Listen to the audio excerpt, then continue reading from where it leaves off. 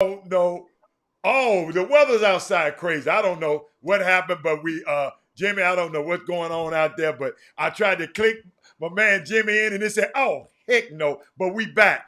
But Troy, when we were going off, you remember what you were talking about? So can you Yeah, so I'm just talking about these athletes. We're not gonna call any names. They're going to these major universities like UT, uh-huh, and you have access to the best minds in the world uh-huh. in the financial department, and you don't go to one of these professors and say, "Hey, look, I'm about to make it big time. I need somebody in my corner. Can I hire you to work for me so you can teach me about financial planning, finances?" I mean, you could be at Stanford, USC, all these other big time schools, and the athletes have access to these people, but they don't take advantage of it. And so it just kind of it's dumbfounding to know that they don't take advantage of the people that are sitting right in their backyard. And so I think the athletes need to take more advantage of the people that are teaching them at these universities. That's a great point. Great point. Jimmy? Well, as I always say, guys. Matter of fact, first of all, what's happening? Good afternoon, guys. On the Chop Shop, if you would right now, share the show. Share the show to your timelines, to your groups, to your pages. Let's continue the conversation with Troy Pradier, the Cox Pradier Law Firm. Um, Tell people all the time, man, with this stuff. I'm looking at some of the comments, and Michael Jordan say how many kids are new to any league are going to want to befriend the CEOs. I know it's beneficial in the long run, but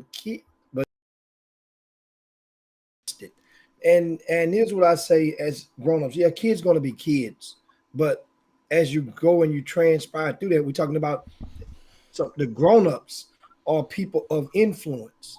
And a lot of times, a lot of the grown-ups are at the wrong parties. For example, let's take homecoming at various HBCUs or various colleges around the country. We know coming from HBCUs, Troy, myself, TSU, Texas Southern University, that is the real TSU.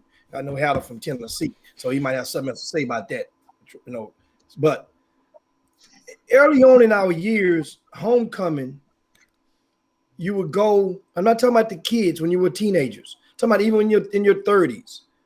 There were certain parties that you would attend that if you are in a different mindset and you get older, not necessarily with age, but in wisdom, there are other different trailers or parties that you are in that you're doing during homecoming time, and those are attended by a different sect of people, a different sect of power. Meaning that there's nothing wrong with going to hang out with the Illuminati, but there's also a trailer that the athletic director is going to have a suite. He's going to have a trailer. The president is going to have some. Some of the board members, you get a chance to meet some of those and hobnob with those. That's what I'm saying. A lot of times, The money trailer. What'd you say, Troy? The money trailer. The money How trailer. they call it, the money trailer. Well, I mean, but a lot of times we are in the wrong parties. That's all I'm saying. And there's nothing wrong with it, but we are staying too long, just lingering in the wrong parties. Stick and move, stick and move. Get in a position where it can benefit you and yourself with creating or planting a seed of relations with somebody. That's what I'm saying. You got to learn how to develop the right kind of relationships. You know, most people way. I don't want to be associated with those people because they're going to think I'm bougie or something like that. No, it's not about being bougie. It's about doing the right thing for you and your family. And so if Jimmy learns something, if Hatter learns something by developing these relationships like with the president of Pebble Beach, you can help somebody else along the way. And so that's what it's about, helping yourself and your family and helping someone else. And Chris, and I mean not Chris, I mean Troy and Jimmy. I also would add. I would tell the parents and the young kids around me that I, in my sphere of influence, when you get to those universities, uh, when you talk, I take a page out of Troy's playbook. When the coach Ask the coach, when you go meet these sponsors, when you go meet these boosts, when you go meet these top people on this campus, is it all right if it put me in a position where I can meet them? But put it on the coach to tell you no. Put it on the coach to tell you no, coach, I want to meet the guy. I want to meet this guy. I want to. This the guy this the guy gave 50 million to build this building. Coach, can I meet him? What coach would turn, unless, some coaches, but what coach would turn a young guy down, like, especially if you go to Michigan, Jawan Howard gonna hook you up with everybody. You go to Memphis, Penny gonna hook you up with everybody who you want to. But players, we got to educate our young players, Troy, while they on these campuses. They got to take full advantage. They using you for your talent. Let's use it. And I tell people all the time, somebody tell me, man, people be using. I say, I don't mind you using me. Just don't misuse me, Troy. Use me because God correct. gave me some gifts for you to use. It ain't for me and just for me and my family. It's for me to share. So there needs to be a course instead of orientation for freshmen. There needs to be a course for these athletes about how to develop relationships while you're here. Because once you're gone, you can't go back. And so you need to learn how to develop all the relationships while you're in school. And so that needs to be a part of the orientation. So the basketball coaches, the baseball, the football coaches, they need to talk to these kids about that. You have access to some of the most powerful alumni in the country at the university. And so instead of trying to go to parties and things like that, of course, you still do that, but develop relationships, because you might get injured your first year. You might be in a transfer portal like most of these kids are. While you're there, you got to take full advantage of all the people who are at the university. And Chris, I'm glad you're back, Chris. Chris, all these years you've been coaching. Chris been coaching for 20-some years. Chris, have a young man ever asked you, hey, Chris Walker, man, a freshman, a sophomore, whatever, Chris Walker, is it possible to me to go meet, when y'all go meet with the top alumni, the top donors and people, is it possible that I meet some of these guys? Is it possible? Can I put on a suit, Mr. Walker, and go with you to meet these guys? So I just want to meet them. If a guy giving $20 million and $10 million to a university, if I was a kid, hey, Troy, that's the advice I gave my son. Dude, you ain't up here to play no damn basketball. You think you are. Dude, be up there to meet people. I ain't telling you have to be an opportunist, but guess what? Put yourself in a position where these people know you, because a lot of these people up here have never seen a little young, a black intelligent boy like you. It's going to be their first time even hanging out with guys like you. So if you got a choice, you got to know the AD. You can't get mad at the AD because everybody else don't like the AD. You going to be the athletic director's friend, because he might be an athletic director at another place one time, and you and him might have to do business. Those are the principles. All they are is principles that we got to start teaching our young people to help navigate them through this crazy world. I just wanted to ask you, Chris. But listen, you're giving them the answers to the test, but you answer your own question. Why is it that your son understood that? Because to answer your question that you asked me earlier, the answer is maybe 2 kids in 20 years have ever even uttered those words to me. Okay. It's just not something that they care about or interested in, right? Well, it's a reason why.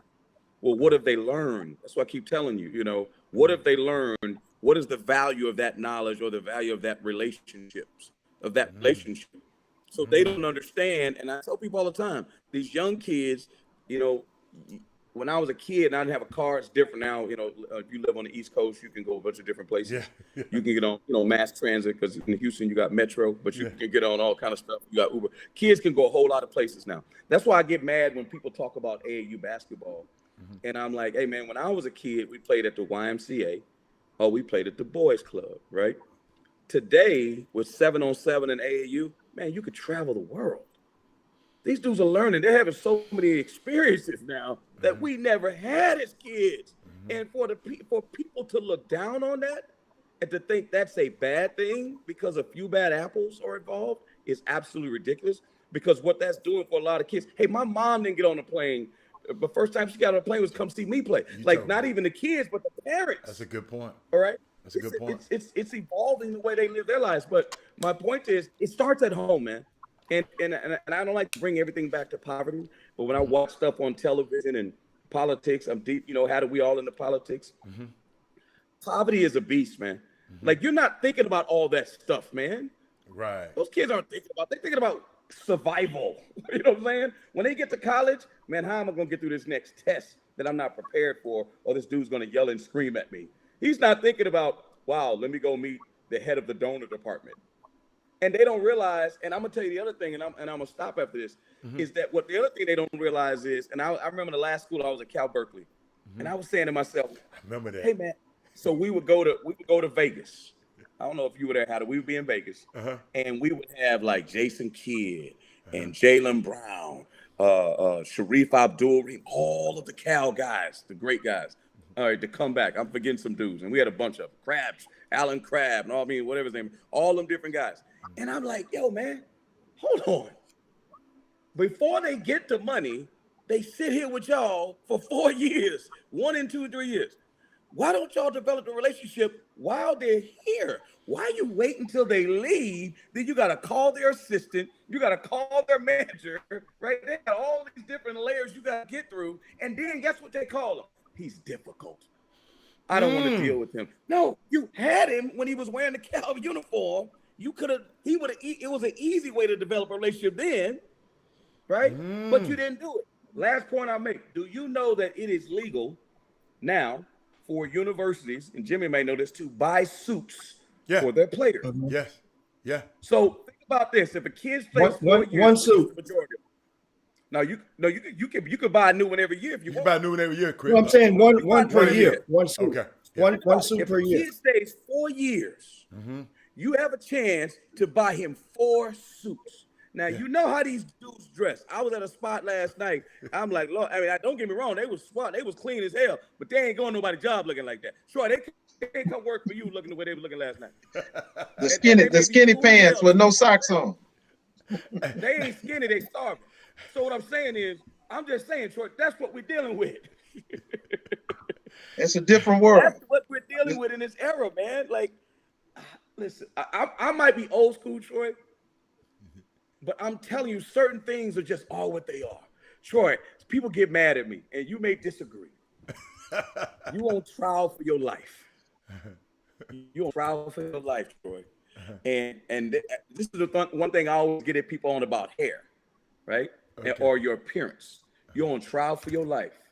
You see that dude over there who's super smart. He looks one way, and you're like, man. And that dude is like, yo, I'm an independent. I should be able to do what I want. And I should be able to do this. And it doesn't matter. And you see the clean cut dude over there, and you know you're about to go sit in that county. You're about to go sit in front of them folks. You know what I'm saying, Troy? Yeah. I understand. So what's your take on that, Troy? Because you're a clean-shaved dude. I like We're going to go with the much cleaner cat. We're going to side with him. What do you mean, Troy? We can't express ourselves? What do you mean? I can't. You can express yourselves. You can express yourselves in the right venue. Oh. In different venues. You better be careful. They don't understand the difference from different venues. Wow. No, they don't understand the difference. Court and going to the club is 2 different things. You can't go to court looking like you're going to the club. That's just the bottom line. But that goes by, the families that they grow up in, right, and the people that are around. Just like Chris said earlier, some of these people, they don't get that information. And then if you receive the wrong information all your life, when you get to college, it's not going to change. You have some people that are going to change, but the majority of them are going to still have the same mindset. And so it's unfortunate, but the coaches like you, Chris, they only can do so much.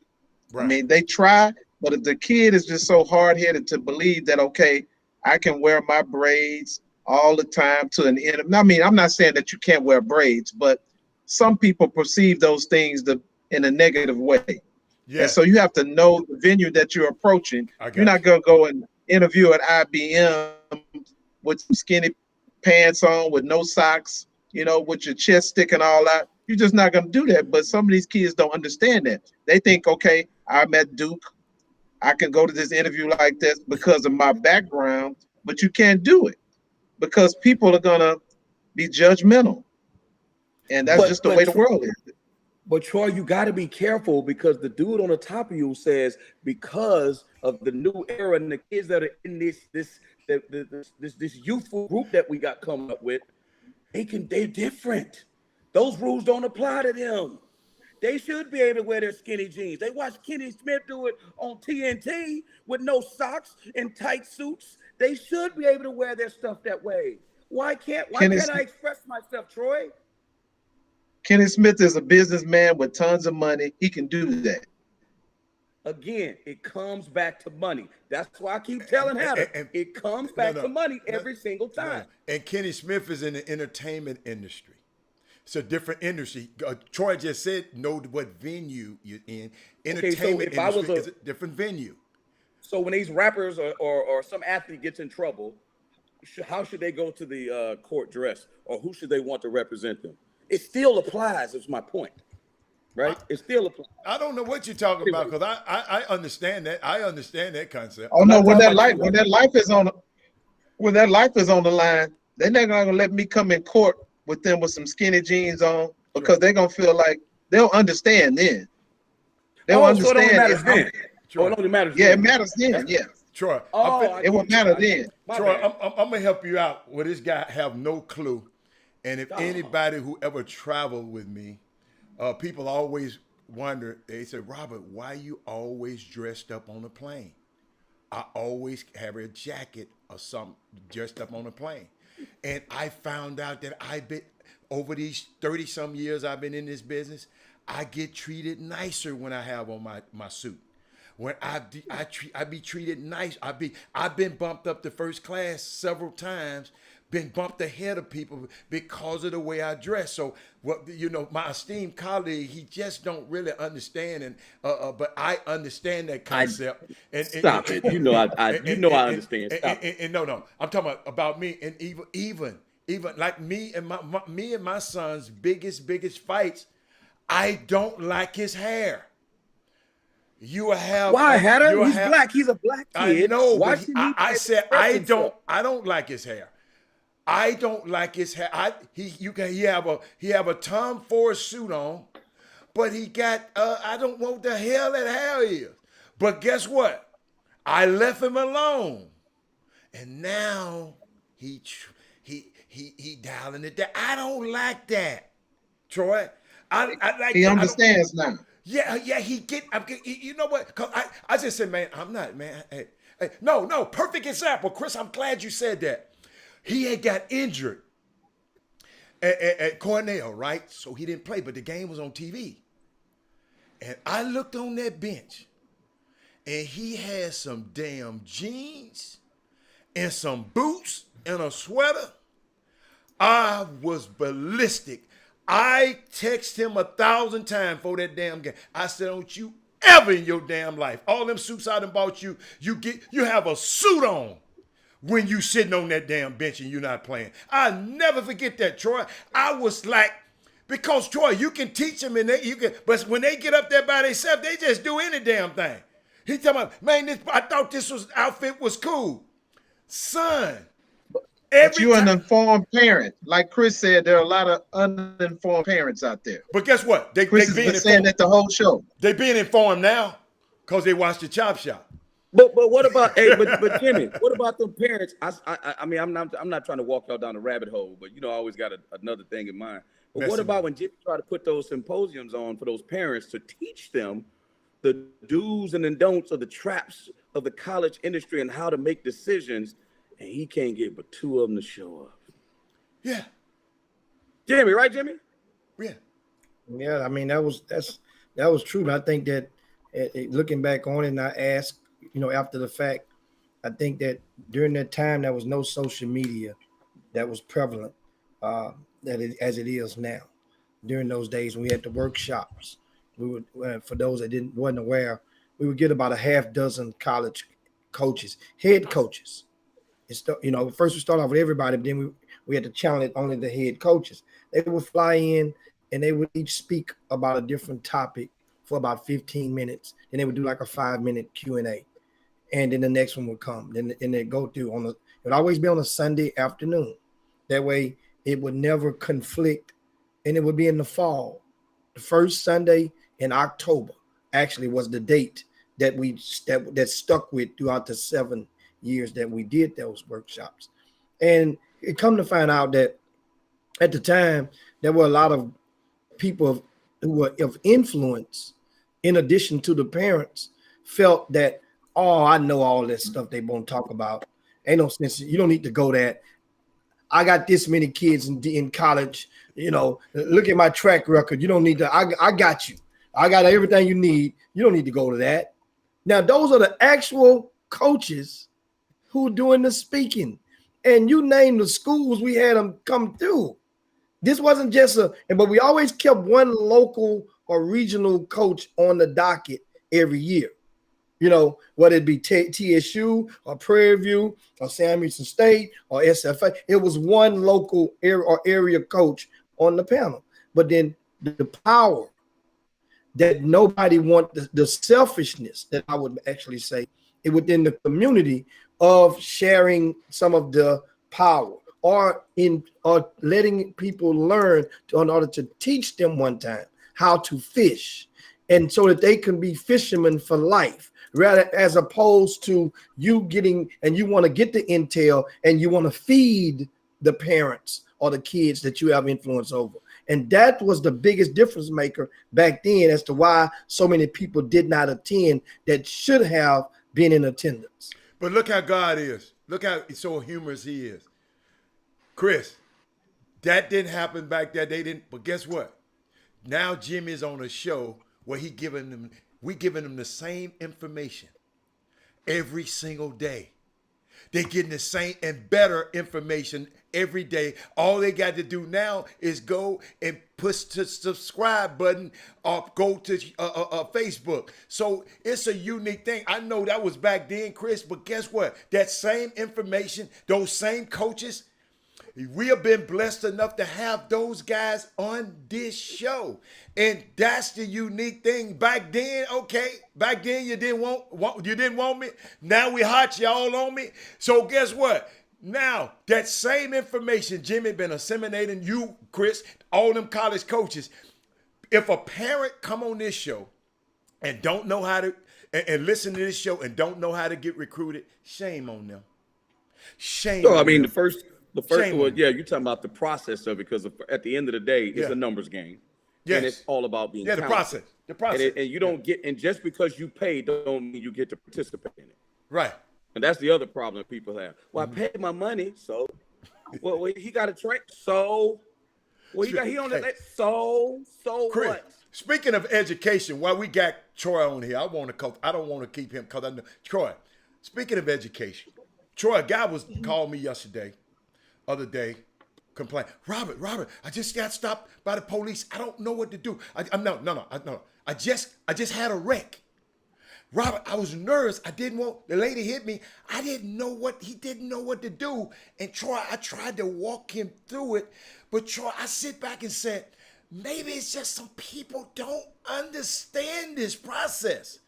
And you are one of the best in this business at it, had teaching people a personal injury. And somebody they wasn't injured in this case, but he didn't even really know what to do, Troy. Troy, do me a favor. Just like those people who didn't come to Jimmy's class, I want them to have this class right here. What should a person do if you in a wreck, if somebody been injured? Walk them through it for me, man. And they'll always have this on videotape. Help me. Well, the first thing you should do is that expensive phone that you have is like a computer in your pocket. Mm-hmm. Take your phone out, take pictures of the person's driver's license, take pictures of the car, take pictures of the intersection where you had the accident, try to record the person, try to get them to admit that it was their fault. Do all of that. Of course, call the police. Right. Never let anybody talk you into, let's just exchange information. You've been involved in a wreck.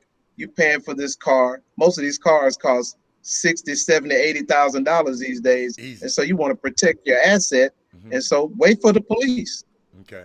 Just wait for the police. Let them make an official record of what happened. Let them get the information from the other party. Let them give you an accident report. You know, just don't leave the scene, because a lot of times people will say, oh, you know, I wasn't driving the car at the time. You know, I let somebody borrow the car. The car was stolen or something like that. It happens all the time. And so just use your phone as your investigator. I mean, you can put everything in your phone. It's a computer.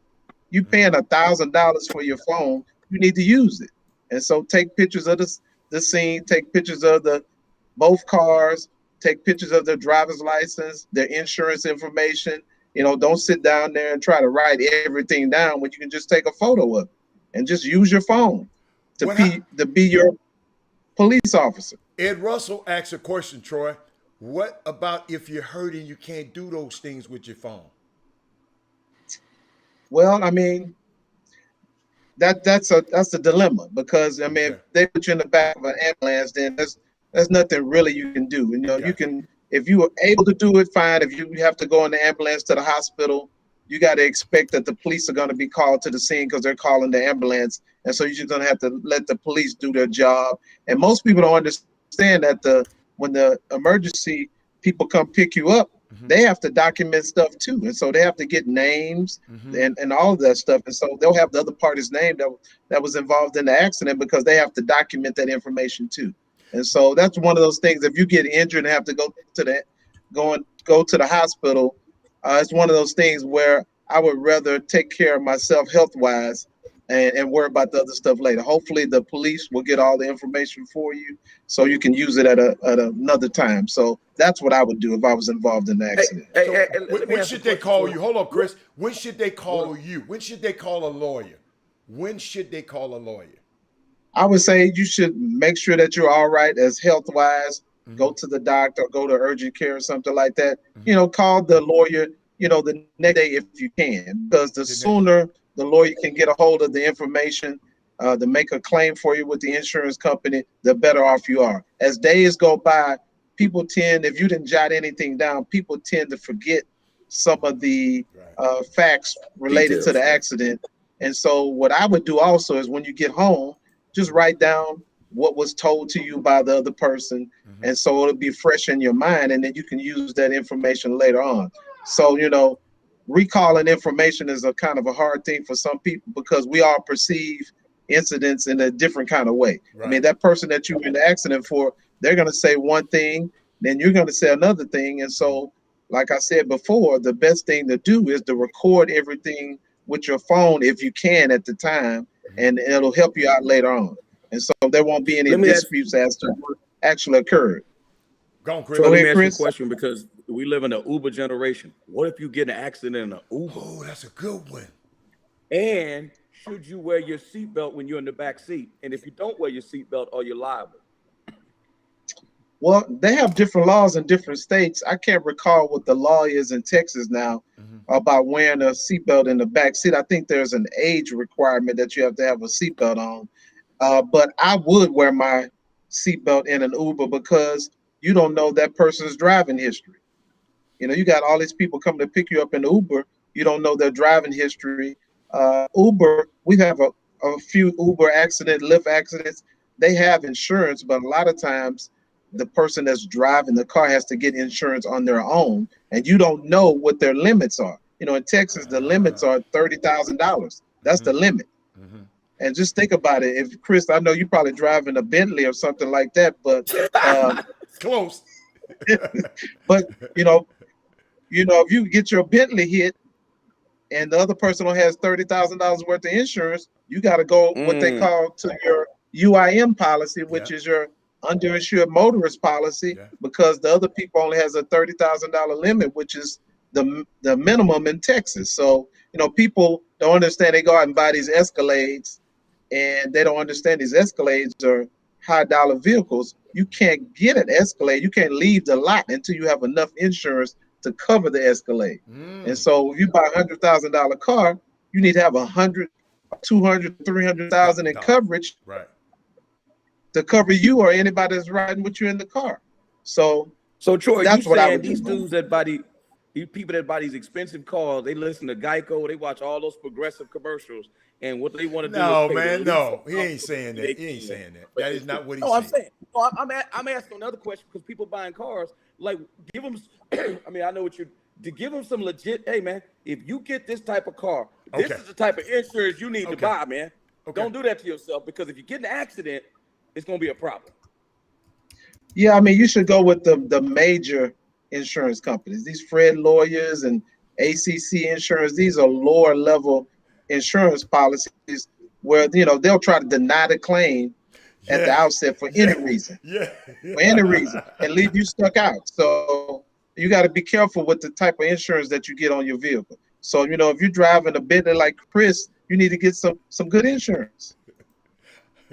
And I'm not gonna tell Oh, it because y'all we're not something gonna else. announce it on the show. But hey, y'all, and my advice is to put this number on speed dial 713-752-2300. Put that in speed dial. Cox pray to your law firm. Put it on your. I'm telling you, y'all can see. I know we've been talking about him for years. But now he's back on the show, and thank Troy, man. You just blew him away. But I got another question for you, Mr. Pradia. If you witness, Michael Jordan said, Mr. Pradia, if you're a witness to an accident, should you do those suggested things to gather facts and information to benefit the driver involved? That's too damn much there, Michael. But what do you? Of course, if you ride with me, you got to be my friend. So help me out. No, a witness. I'm talking about. I think he just talking about another witness, just somebody Like just if you saw the saw accident, just being nosy like Chris, and come over there. Well, I mean, if they don't have your information, then they can't get in touch with you. But if I was a witness to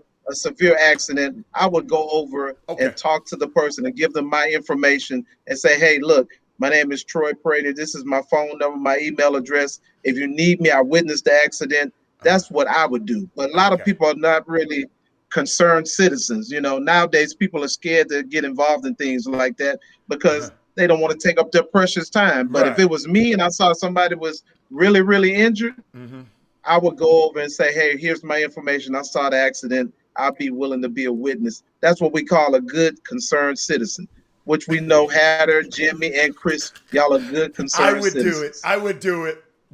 Now, But I want to Pray ask you. Troy, there's no way We're I'm letting talking you get off about this show accidents. without telling me about Jimmy And Hicks and TSU. oh, Jimmy, hold up. Hold up, Jimmy. Some went on. Come on, Jimmy. Go on, Jim. yeah, can you hear me? Yeah, I can hear you. Yeah, we got you now. Yeah. I don't know. We have crazy weather out there, so it's kind of seems like I'm delayed a little bit. No, you good. Now we were talking about accidents, Troy. But let's switch over to the actual police stops. What is within the rights of these kids? Because there's a lot of student athletes that have cars nowadays. If they get stopped by the police, what are they within their legal rights to do and not do? And if they have a camera out and the officer tells them to turn it off, what are they legally bound to do? Well, I mean, you got to take each situation, there's different situations. You got to look at the tone of the police officer, and you got to be able to discern if this police officer is going to give you problems, because it's better to go home than to not go home. And so the kids got to be smart. If it's at nighttime, I would go to a lighted area. If you see a gas station, I would go to the gas station and make sure that other people are around while you're talking to this police officer. And so each situation is different. You have officers who have bad days and officers who are kind. And so you got to be able to assess the situation. I know it's a lot of times that, I get afraid when I'm pulled over by the police. So, and I'm a 50+ old man, you know what I mean? Not old man, but you know what I mean? Right. And so it's just like, it's in our nature. As African Americans, we've had bad experiences. Our fathers have had bad experiences with the police. But you have to understand that the police have to follow the law too. And so what I would say is, if you're filming and the officer asks you to put your phone away, I'll put it away. I will put it away. I'll put it away. I mean, all I'm saying is all you're doing is creating a confrontation with the police, and you are trying to go home to your loved ones, to your wife, to your mother, to your father. That's just what I believe. I mean, concur. But each person has to be able to assess the situation that they're involved with. And so that's just what I believe. Now, you have the right to do what you want to do long as it's under the law and you're following the law, but you have to understand each situation is going to be different. Hey, So I got Troy, go on. I got a unique question from the Boom Boom Room, Chris. And Chris, and she asked about road rage, Troy. What are her rights in a road rage incident? Well, after September 1st, you need to get in your car and go home because everybody's going to be packing guns. So when this new law passes where everybody can be packing a gun without a license, I think you're going to see road rage incidents are going to be few to none. I wouldn't get involved with a road rage incident because you don't know who's carrying a weapon. Yeah. And so confrontations after September 1st, they need to be minimized because you just don't know who's going to be doing what, who's going to have a gun. And so I would tell your wife, your daughter, your son that, look, if somebody argues with you while they're in the vehicle, you don't know what they have because everybody can have a gun after September 1st once this law passed. And so I would just be careful about that. Hey, Troy, why didn't they walk out on that law like they walked out on this law? Chris, I don't want to interrupt, but put that in your bank, Troy. Now, what did you say, Chris? I'm sorry. No, I was going to say, because in New York, one of the things that amazes me, and I'm sure a lot of people have been to New York, and I've always told people they could never do that in Texas. These people are obsessed with blowing their horns up here, man. They will blow their horns up like crazy. And I'm saying to myself, man, you can't do that where I'm from, man. You just can't, boom, boom, boom, and just be going, man, move on, man. Yeah. Like, bro, they carry guns down south, bro. You don't see people blowing horns down south like that. Yeah. Talking about road rage, it is, these people up here are crazy. I'm glad they cannot carry guns up here because it would be an issue. Somebody had an interesting question. I agree with, I used to do this. If I'm driving my AAU team and we get in an accident, can the parents sue me? Probably because they're in your custody, and if you're negligent, that's why you got this insurance. We talk about insurance coverage. Yeah. If you're driving a van, and like if you're driving a rental van, you got to make sure when you rent that van that you get some kind of coverage when you go rent that van. A lot of people use their own insurance, but you got to make sure if you're in a 15-passenger van and you got 12, 11, 10, 12 kids in there with you, you got to make sure that your insurance coverage, just in case some catastrophic happens, can cover you. And so you just got to be careful when you're transporting kids, because at the end of the day, they're in your custody. And if you do something wrong to cause a wreck and you break a couple of kids' legs and you only have a minimum amount of insurance or no insurance, then they're going to sue you individually. And we don't want that. That's a great question. Great job. Troy, do me a favor. Look on your screen. It's a little bubble if you want to see the comments. Because Shannon Holmes and everybody, it's a little bubble. A little red eye. Little white eye, red eye. Yeah. And you can I see it. I see it. Yeah, Shannon Holmes, that's my brother up in Dallas. I know. He just spoke to you, so I wanted to make sure you saw that. Yeah. Now, so are you suggesting, Troy, and guys just tune in, it's Troy Prady with the Cox Prady law firm.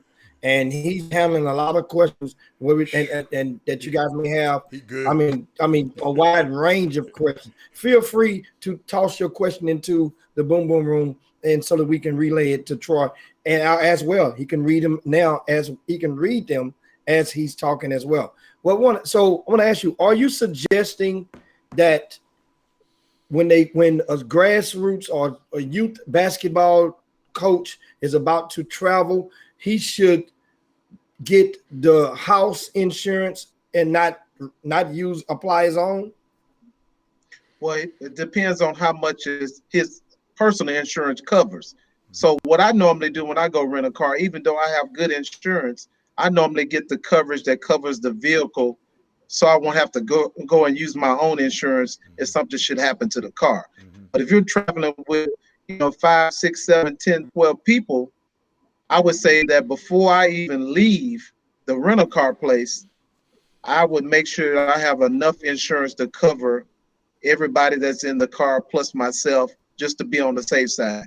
Because you got to understand this, Chris, if you're traveling, one of these parents and you injure their kid, they're not going to say, oh, I love Chris, I'm not going to sue Chris. I believe that. Because they're going to be thinking about their kid. And so they'll sue you in a heartbeat. And so you just have to make sure that you have enough insurance coverage. Say, Troy, I had something I was going to ask you about that.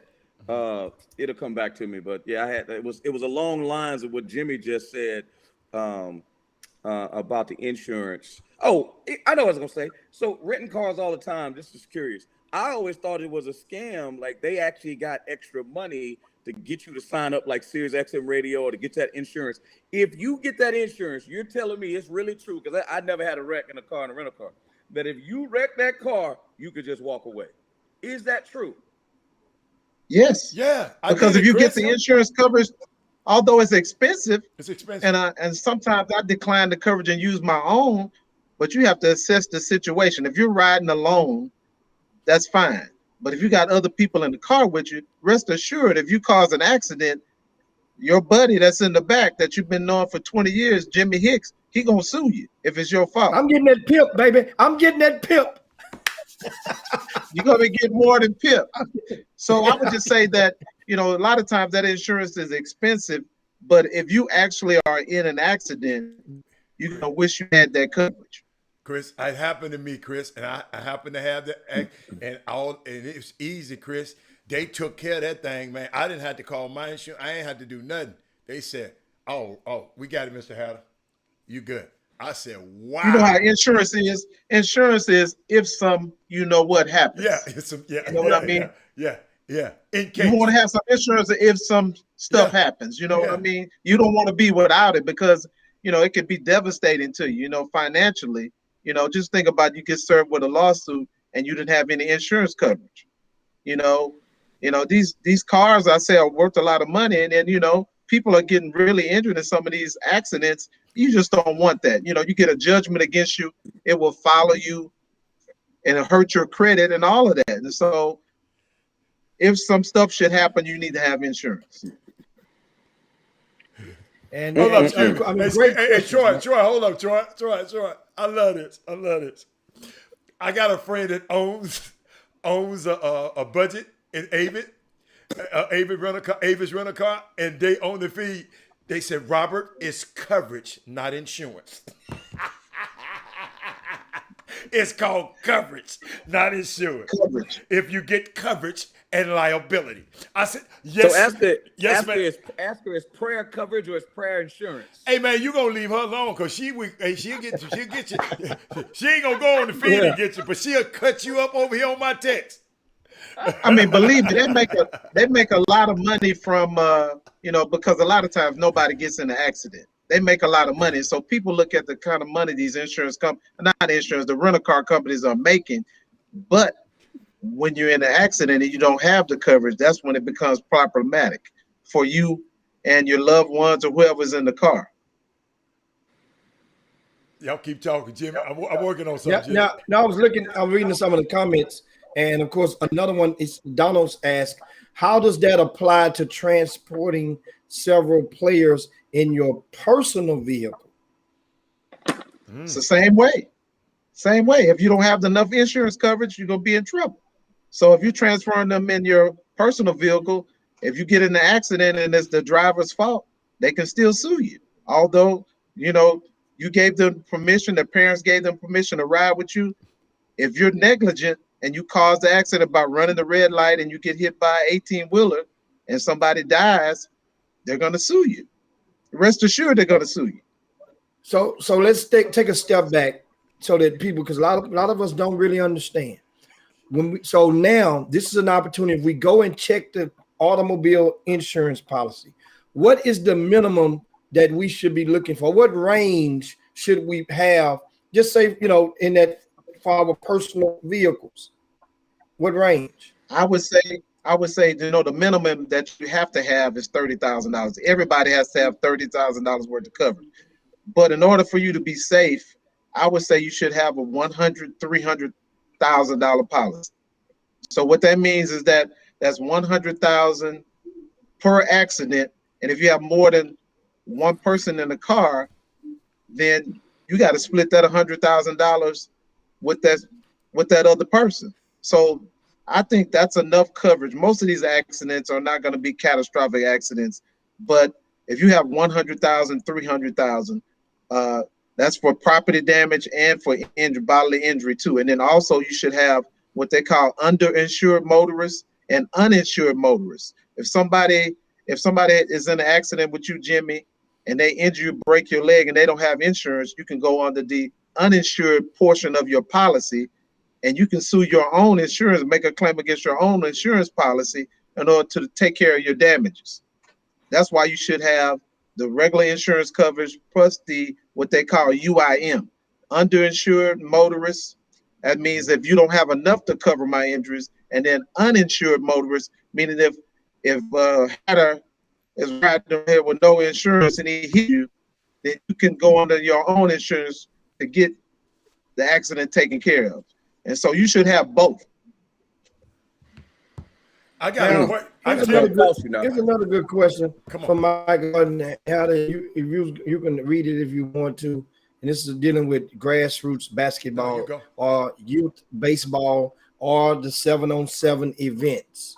And that is, what if a player gets injured at those events? Should the parent, after they go, that takes them to the hospital or whatnot, so they come to, wait a minute. Oh, man. Time out.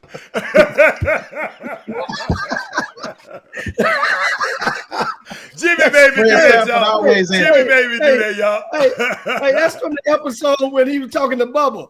When he told Bubba, when Bubba told Fred, you got hit by a white man no, you got hit by a white man in a gold Cadillac. And he said, white man in a green Cadillac in the black neighborhood. Fred, you sitting on top of a gold mine. That's Fred had the whiplash. Oh man. I know y'all going crazy right now. I'm sorry, y'all. The Shadow Show on the Chop Shop. But here's a good question. What at one of these youth sporting events that's non-scholastic?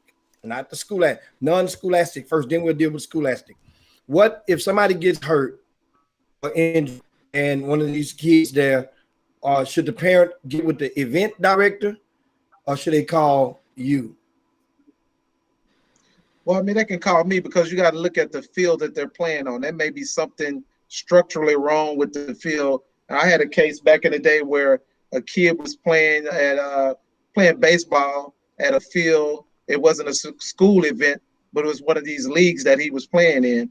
And they weren't supposed to be playing because the coach made him go play. And the kid broke his ankle and he missed his last year of school. So we sued the AAU team that he was working for, and they had insurance. And we recovered because they made them play when they shouldn't have been playing at all.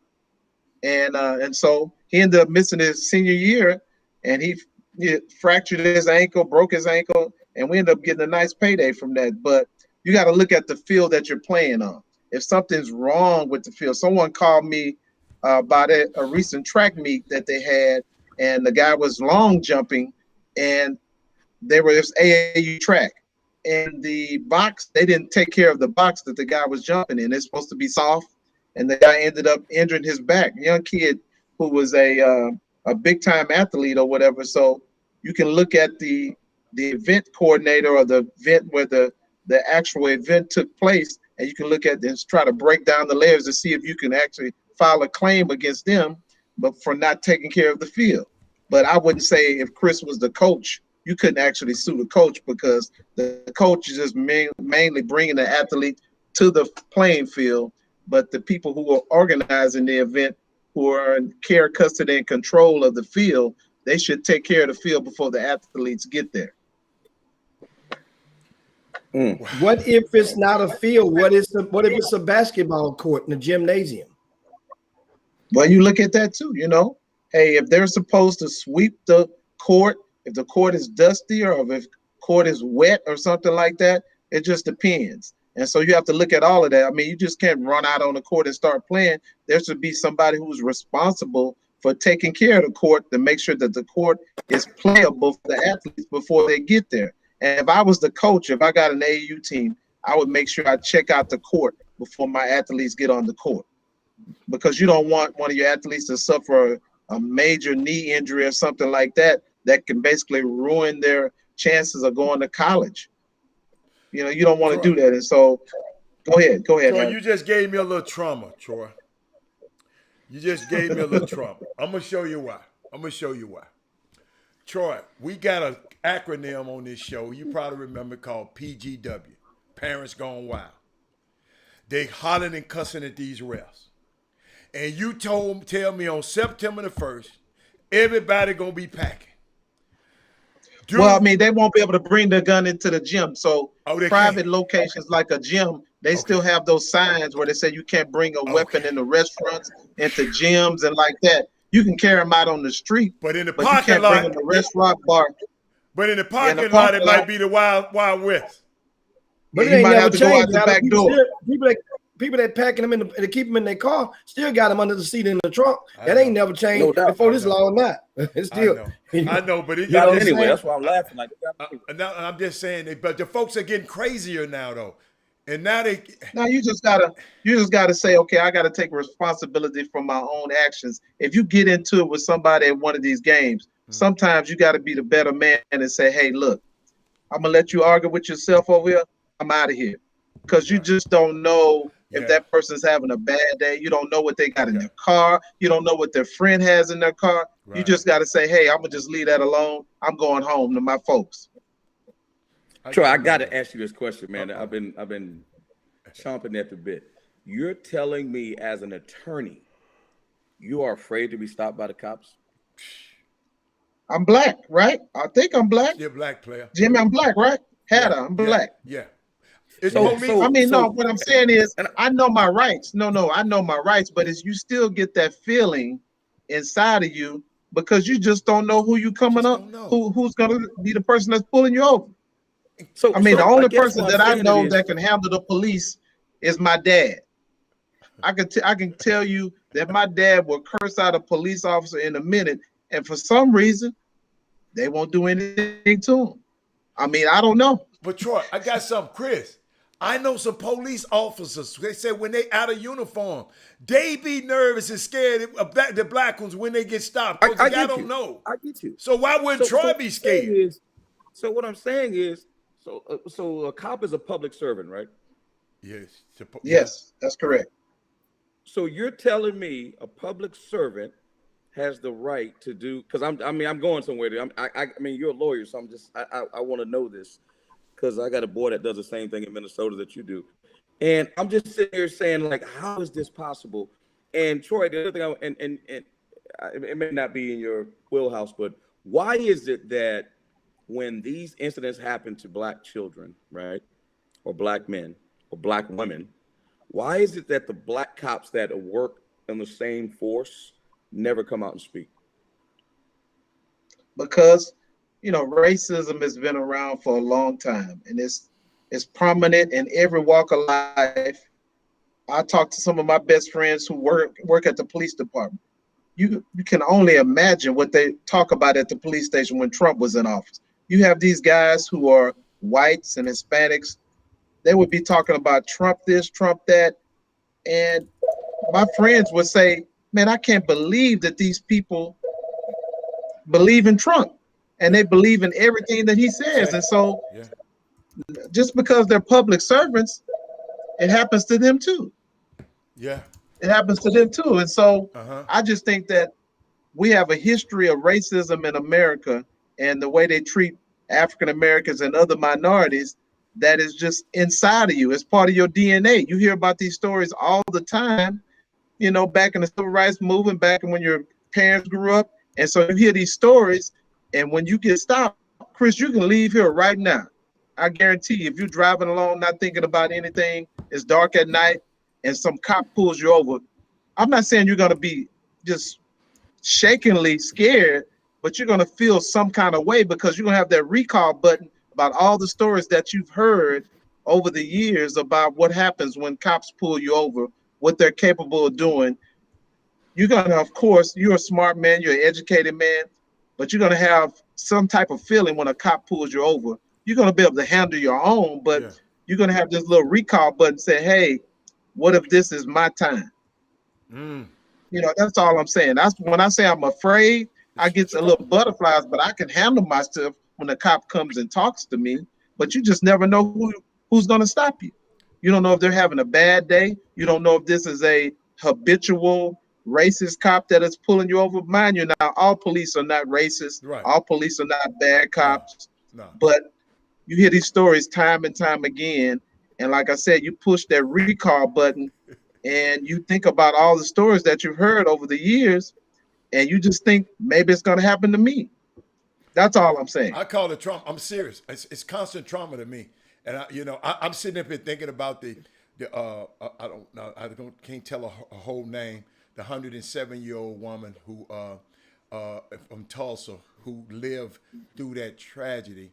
A 7-year-old, Oh, I and saw her speaking the other night. They interviewed her the other yeah, night. and she saw all of that devastation and massacre and killing around her, and she lived 100 more years. And watching this trauma and watching this world and watching the Trumpism and watching all of this stuff, it's trauma, man. That woman had to live through a lot of trauma. So yeah, it's built up trauma.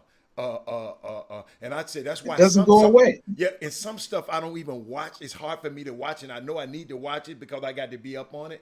But I consider it trauma porn. I can't watch no trauma porn no more because I can't watch Rosewood. I can't watch 7 Years a Slave. 12 Years a Slave. I can't. I just call it trauma porn.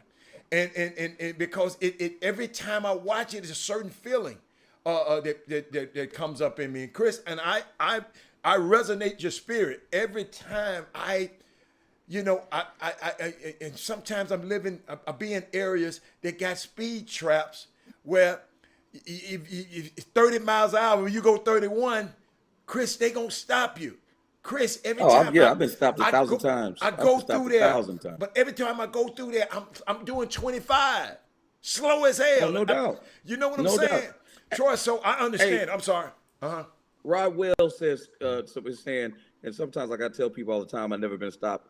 He says, obviously never been stopped NYPD. Yes, I have been stopped, and it's very interesting what happens. Mm-hmm. But Rod Wells says it's similar to athletics that don't turn in teammates who they know are using drugs or cheating. Law enforcement is no different. Mm-hmm. So my thing is, and this is the thing that troubles me, Troy. Talking about George Floyd, we're talking about Eric, we're talking about, Trayvon, we're talking about all these different people, and these guys see it happening. So the question I have is, because if it happened, I'm sure people would talk about it. Are there any instances where black cops do the same thing to white kids that they stop? I'm sure there's some instances of that, but it just seems like you never really hear about those things. And, because of the black-white element, I think of course, it's wrong what these white cops do to black people and other minorities, but it just seems like it's not really reported. But I'm sure that it happens sometimes. Of course, I can't point out a certain situation where I can say factually that it's happened, but that it's happened across the country. I just think that if you're a bad cop, so you're just a bad cop. It's not a story then. It's not a story when we do it to them. It's not a story. No, it's not really a story unless somebody gets killed or something like that and somebody makes it a story. I just think that it's happened so many times to Trayvon Martin, Eric Garner, George Floyd. It happened to my cousin, Robert Tolan, in Bel Air. Bobby Tolan. Yeah. Oh, yeah. So it happened to him. So, I went to the trial. It's I went to the trial when Ben Crump and them came because I wanted to be a supporter at the trial, man. And they let that cop, I promise y'all, I was in there and looking at that guy. That guy had the most evil spirit that I mean, I'm in there just feeling. I said, I know what happened that night if he stopped him. I'm just telling. I told everybody who was around me. I said, oh my God, when I saw that guy. But I just ruined his baseball career. Ruined his baseball career. Yeah. Yeah. Ruined his baseball career. So I think his folks, they moved out of Bel Air. They moved somewhere else. Yeah. They've been living over there for a long time. They just felt like, hey, they don't want us here. We don't want to be here. And so I just think that it's one of those things, Chris, where this world is always going to be the same because some people just don't want to let racism go. And so the bottom line is that it's been going on 400 years, and it's in every walk of life. It's at the universities, at the police departments, is on the job. And, you know, we just pray and hope that some of these people, and not all white people are bad people. I have good friends that are white people, but they are the majority. You know, what is 17% of minorities in the in United States? They're making more babies than we are. Until we get in power over here, we're going to experience this because they just don't want to let it go. They're not the global. They're not the global majority. Just in the United States. No, but I don't live global. I live right here in New York. Well, then travel sometime. Hey, Troy, let me ask you a question. I heard a rumor that your favorite baseball player was Fernando Tatis. No, that's mine. No. That's mine. That's not my favorite baseball player. He hates Troy. No, my favorite baseball player is Dusty Baker. No, I'm talking about right now. I'm talking about right now. No, I'm talking about right now. Who your favorite Mr. now? Tooth, there you go, boy. Get your toothpick and put in the corner. Who your favorite right now, Troy? Who your favorite right now? My favorite right now is with the Dodgers. Mookie Betts. Okay. That's my number two. They're coming to town next week. And how's Mookie doing? They'll be next week. How's Mookie doing? I looked at his stats. He's not doing too good right now, but he's going to the bank though. Tell Haller that. Haller didn't hear you. How's he doing that? What about 240, 230, 259, something like that. 249. I looked up his stats the other day, but he's going to the bank though. Yeah. Troy. That's guaranteed money that we're talking about. Troy, I got a present for you, Troy. Troy, I got a present for you. Troy, watch this. What's that? And a 1-1 to Fernando. Fernando! It's one in the air down the left field line. It is headed towards the pole. It is headed onto the tracks. It's a 3-run home run. History in Houston for Fernando Tatis Jr. with 2 outs. Y'all don't like history? Y'all don't like history? History? Do you realize that was last week and that was the last time San Diego won a baseball game? Do y'all know? Do you realize that they haven't won a baseball game since that night? I don't care. I just Fernando. They said they history. Lost 4 straight games. 4 straight. He didn't even play last night. Now he's claiming the club the night before. Chris, he keeping up with him. Chris, I see he keeping up with him. Yeah. You don't keep up with no scrubs. You know what's funny? I'm keeping up with baseball now. It's getting the Astros are in first place, so now it's time to keep in touch with all that. Yeah, the Astros. Oh, by the way, you want to know how they did last night? Astros are not in first place. Troy, huh? The Astros are not in first place anymore. Their record is 31-24. The A's are in first place now. Hold up, that's 33-25. Hold up. No, yesterday they were tied. They were tied for first. We're talking about percentages. They were tied for first on yesterday. Now, of course, they're losing. Wow. They're losing right now. They're losing right now. Astros were tied for first yesterday. They were tied yesterday. Thank you, Troy. Troy, we got to fact check Jimmy I want to share something with y'all. No. He's talking about percentage-wise for the game. Talking about percentages. I'm talking about for us right now. Let me see. The A's are 33-25. The Astros are 31-24. Yeah, the A's won. I'm saying yesterday when the Astros won the game. Once again. Let me so you guys can hear me clearly. When the Astros won the game last night, they were in first place. Once again, is that correct, Troy? When the Astros I don't know. won, I didn't look when at their I game didn't was look at the over stats last night, Jim. I looked at them this morning. No. I'm not talking about this morning. I'm talking about the game that I went downtown to and watched last night for date night. When the Astros beat the Red Sox last night 2-1, they were in first place. Now the Oakland A's won later on that night because of a West Coast game. So that game ended later on, and they leapfrogged back in front of them by a couple of percentage points. That's what It's I'm only saying. like So that means when the 0.5% Astros game won, lead. they went So first place I last understand. night. But I want to share All right, something with Jimmy. y'all. I want y'all to share something. We talking about baseball. I want to share something with y'all that happened to Marcus Stroman when these guys were calling his games. Since Jimmy, you've been watching so much baseball, I want you to comment on this. Let me see. Hold up. It's taking a little Sure, time. that's the same do-rag that Tom Seaver used to wear when he pitched for the Mets. Pretty sure that's the same do-rag that Tom Seaver used to wear when he pitched for the Mets. Pretty sure that's the same do-rag that Tom Seaver used to wear.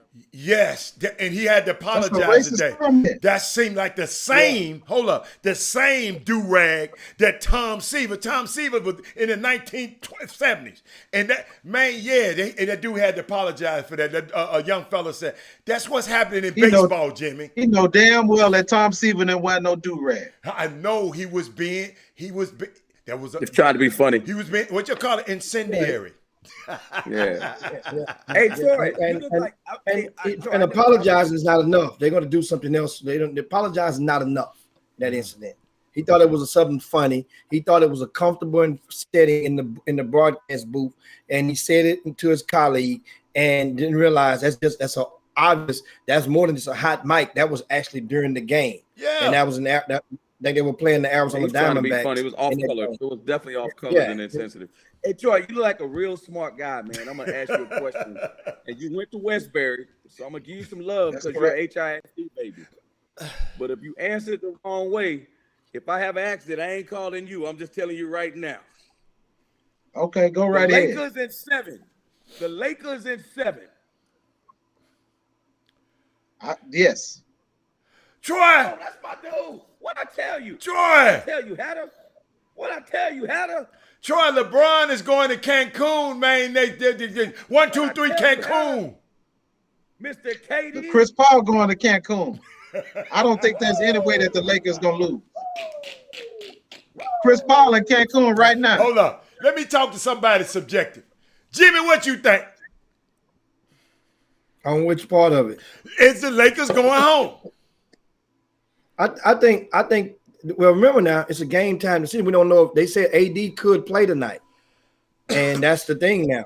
So stay tuned on that. If AD plays tonight or attempts to play tonight, that could give them enough energy to get the ball rolling in the right direction out the gates. But I just think that are they playing in the LA Lakers or are they playing in Phoenix? They're playing in LA tonight. LA. The game is in LA tonight, and I just think the Lakers are a step too slow for these guys. They got these young legs, and they are proving that and they're getting what they want. When you have Cameron Payne, he's showing you flashes of him back in OKC, with this Phoenix team. They're making Cameron Payne look like a damn near like an all-star right now. He's looking like he's getting out coached. That dude's getting out coached too, man. He's getting out coached. So Frank Vogel is getting out coached, and I'll tell you why. So go ahead. No, what I was gonna say was you look at the Chris Paul. They're trying to go over the top of the screen every time.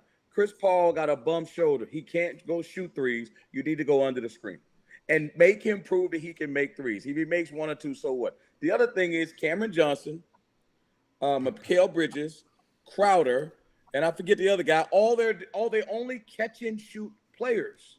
They cannot create their own shot. Mm-hmm. But when you allow Devin Booker and Chris Paul to run wild out there, don't have your defense in check, now those guys become even more deadly. Mikal Bridges don't do nothing. All he does is shoot threes. So what should they do? So how should Frank want the ball swing better? Because Okay. Cameron Payne is driving and shooting every time he pass the ball. But Gasol and the big penguin, they cannot guard those guys. And then guess what? Then as soon as you come off the ball screen, they get in a drop situation, and you got Aiden, the big 7-foot monster, coming to the rim, and they just throw it up to the rim.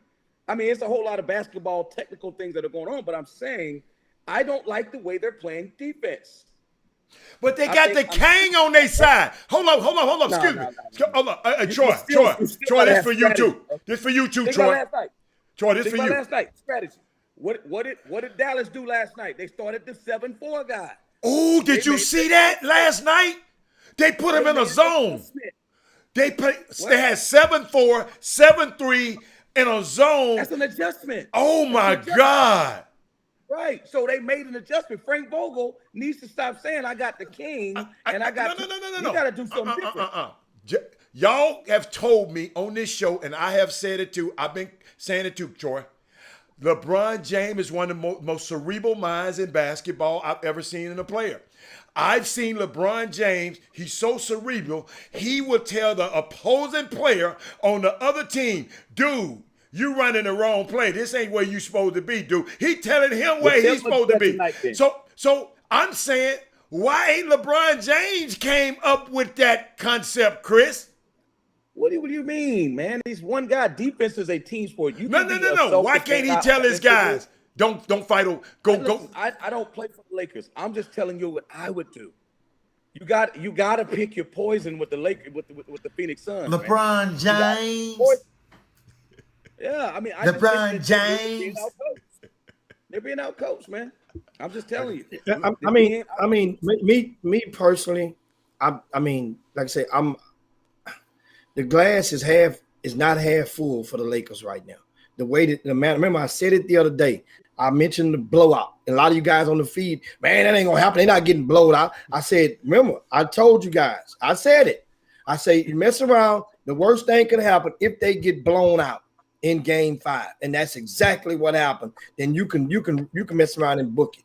Now the thing is, as the fans of the game, you want to see the defending champions go against the Nets. You want to see LeBron them try to duplicate. You want to see that. But I know many people, I want to see LeBron see if he can take off his cape or go turn into a superhero and just wield him to a win. He got a napkin back there right now. It takes a healthy team to have a realistic chance. This team, even if they were to manage to get by this Game 6, they got to go back to Phoenix. Phoenix is going to take care of these guys, man. Unless you see, understand, we've seen LeBron turn into some supernatural being from outer space before on the court, or it appeared to be. Can't do it. Unless that happens. He can't do it, man. Listen, man. I told y'all the other day, he got Tack Minor, Jimmy Higgs, Herb Baker, Kelton Solomon, and Hatter. It ain't happening, man. It's not happening. He got a whole bunch of background singers. Chris, but it's more than that. It's deeper than that. There's you got a mat. You got the mat outside of the door that you wipe your foot on. Up under that mat, you ever pick one up every now and then? There's a couple of worms up under there. Up under that floor mat, you have the dude in his 18th year, man. Was 18th year playing hard. Set his old ass down somewhere. Set your old Come on, the Lakers talking to Barry Bonds right now. They're getting some of that cream from him for AD. Now, what about explain this to me, Chris. Explain this to me. What happened to Montrezl Harrell? He's a 6th man of the year. I forgot he was on the team. He was clapping like crazy. I said, man, you know what? You need to get mad. You're doing way too much clapping for me. Way too much clapping. You should be in the game. They had about 4 or 5 people with zeros, right? With goose eggs. Yes, sir. Yeah. This, and so hotmess.com. Good. Hotmess.com. That's what y'all love. Hotmess.com. Wait a minute. Let me put his name. What that boy name y'all love? What's that guy name y'all love? What his name? LeBron James. What's his name? Man, y'all love to jump on the LeBron James. The dude is now speaking of LA, misery certainly loves company. Oh my goodness. And they're not the only team down 3-2 right now. The Clippers fell victim to Luka and the Dallas Mavericks again, like you just mentioned a while ago, they're down 3-2. As the They series can't blame this on Doc Rivers. They can't No, they blame got this on Doc Tyrone. Rivers. They got Tyrone loser, Troy. Well, yeah. Who was that? Who was that walked over him? Allen Iverson. They were walking over him now. yeah. Tyrone loser. And so Hey, now, look. what's your Can thought? you imagine? Another- Can you imagine going to what's the owner's name? Ballmer. Can you imagine passing by his office right about now? I mean, as long as my check clear, I can imagine walking by. As long as my check clear. That's all you think about. Paul George is going to be in another uniform next year if they lose this series. Hey, we'll take him. We'll take him. He ain't got to move. He ain't got to move. No, He ain't got to move. no, we won't take him. He's just interested in cashing checks. That's how I'm looking at you. Hold up. This is how I'm looking at Troy and Chris. Talk about that LeBron James stuff. This is what I'm doing. It's coming.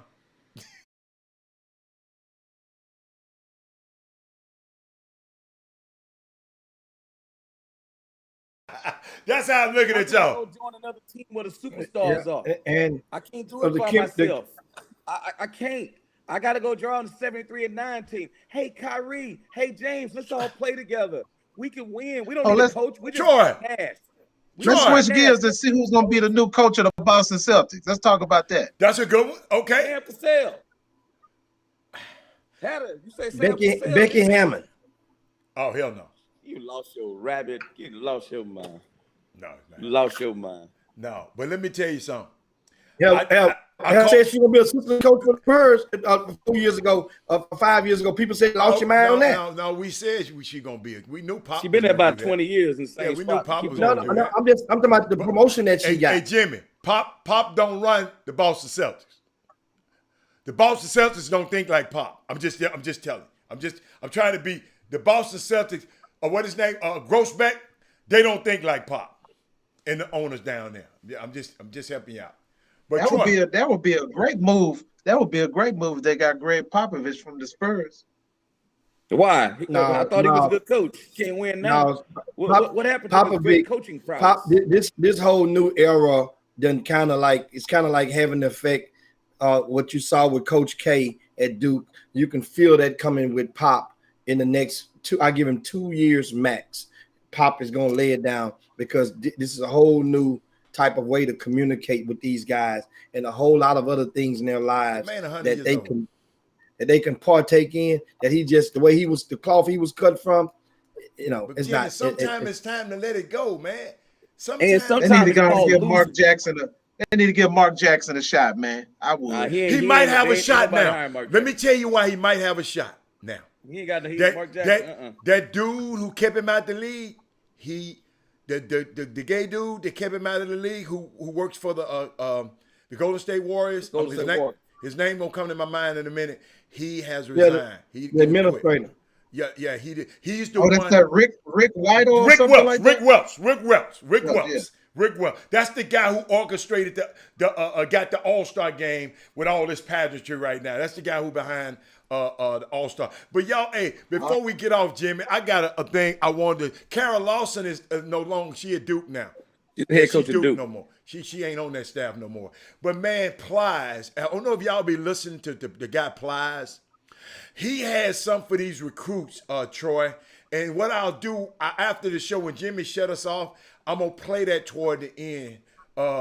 He talking about recruitment of high school athletes. He gave an interesting take. And maybe I should play it now. We're just going to make time for it. He had an interesting take, and I just want people to sometimes somebody outside of the community, sometimes I want to hear, it's interesting what he's saying. It's quick message, man, to all my parents of high school athletes who may feel like currently their kid ain't getting the looks that they feel like their kid deserve to have. I just want to share this conversation with you. There's nothing wrong with wanting the best for your child or your best for your kid. Nothing at all. But I just think as parents, a lot of times, most of us is not realistic about the process. Take yourself outside of being a parent and put yourself in a position of being a coach, regardless of the track record that this head coach may have or how many kids he may have sent off to college. etc., etc. It's people that tell this coach no too. It's people who don't return this coach's calls too. It's people who takes time to respond to this coach's email too. This head coach your kid play for, he's not the only head coach calling these recruiters. It's thousands of other head coaches trying to get these guys on the phone also. These recruiters have lives and families too, at least most of them. They're not just sitting around waiting to hear from your son or sitting around waiting to hear from your son's head coach. All of this stuff takes time. Imagine your son or your child telling you, Mom, Dad, I don't want to stay in this last house no more. I want to live in a mansion. You need to go get us a mansion. That would probably be an unrealistic request for 99.9% of the parents in this world. That takes time. All of it takes time is the point that I'm trying to get at. And I think more importantly, as parents, sometimes wanting the best for your child, you can forget that this other head coach, he has other responsibilities to other kids also. Your child ain't the only child who want to go play college football. In some cases, it's a gift and a curse when you have a great team, because it's hard to convince a college coach you got one great player. But imagine trying to convince them you got 4 or 5 great players who can play at the next level. So all I'm saying is to the parents, it's nothing wrong with wanting the best for your kid. Just be honest and realistic about the process. That's it. Wow. Chris? I've been saying that forever. I know it. But Hatter, when I say that, I mean, he had his little mustache lined up and that little hat. That little hat was tight. But when I say that, Hatter, you call me a dream killer. Yeah. Yeah. That's what you call me, a dream killer. Yeah, I do. And you know that the most unrealistic person about a child's potential The parent. is not the child. It's the parent. It's the parent. Okay, but what about if there is no parents? So I mean, like, I see it all the time. People just don't understand what they want to do is very hard. Is it harder to be Kelly or is it harder to be Beyonce? And so my thing is, I feel bad for people. That's why I'm always pro-education. If I knew what I knew now, I'm not saying I wouldn't be in sports, but I damn sure would have tried to be a venture capitalist and try to do some other things in the financial sector. I guarantee you that. If I knew what I knew now, right, and I was surrounded by the people that I'm surrounded by now, right, I guarantee you I wouldn't be bouncing no ball. I guarantee you that. It'll be for recreation. That I do know. But you would have attempted. You would have attempted to try to make it, but if you didn't make it, but realistic. I'm saying realistically, I played the highest level, but realistic in college. But I was smart enough to be like, okay, that ain't gonna work. I need to do this over here. Right. And I'm saying that we got to stop putting our kids.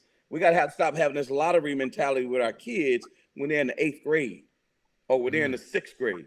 Okay. And then all of a sudden they get the and then want everything free.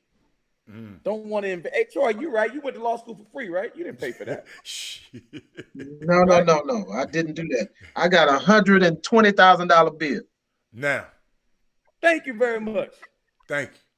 That afford. So what I'm saying is, I just don't get this notion. I get it. Poverty. My mom didn't have anything. The baseball coach had to do everything. Jimmy, we played for Frank Seals. They load us up in that van. Remember that van, Jimmy? Load us up in the van and go to Smokey Jasper. We've seen those days. We know that coming from our hue that we have to do more, right, for the community. And we got to, it's each one teach one, but it's also the village raises a kid. You know what I mean? But at the same time, I don't care. Those same people that people say don't have money, because I've been in this youth sector. Man, the youth travel or youth summer sports is an $8 billion industry. But $8 billion ain't going to the people that are playing it. Guess who's making all the money? The hotels, the rental-car places, the event space, the referees. So when people think that all this money is transacting, it's not true. Not to the people that are playing it. So then all of a sudden, what they can get out of it cost-free is a collegiate education. But again, even in that, 500,000 kids play high school basketball, right? Let me do it better. There's 1 million kids that play high school basketball. I would say maybe 20,000 of them will be college basketball players one day. Maybe. So when people don't want to go to school, or Troy, I know we were talking about baseball a minute ago. When I look at a kid and people get mad at me when I do this, I say, yo, man, who's that kid right there? Oh, man, I'm telling you right now, he's going to get a scholarship. Hey, man, that kid should go play baseball. Hey, who's that kid right there? Man, that kid should play football. He's like a great safety. Oh, y'all know. I said, bro, it's not enough room for all these people that want to play basketball. But if exactly. you go play baseball, what they have about Mookie. 15 kids on one team? That's what I'm saying. Maybe 15 kids on one team? Yeah. So why can't we get a Fernando Tatis at Westbury? You know what I'm saying? You're right. We all trying to play the same sport. I'm like, man, do you know how much money they're playing in baseball? Do you know what kind of money they're paying over there? And all y'all trying to be a cornerback at Alabama. They want to play the sport that the girls are gonna like. You know what I mean? Instead of doing what's right for them. You don't think the girls like Tatis? That's what I'm saying. That's how uninformed we are. Show them that picture had. They don't like Tatis in high school and college. They like Tatis. They like Tatis when he signs that contract. I'm listening. Uninformed, man. Baseball, and baseball got to do their part, and that's why, like I was saying before, giving back to the community.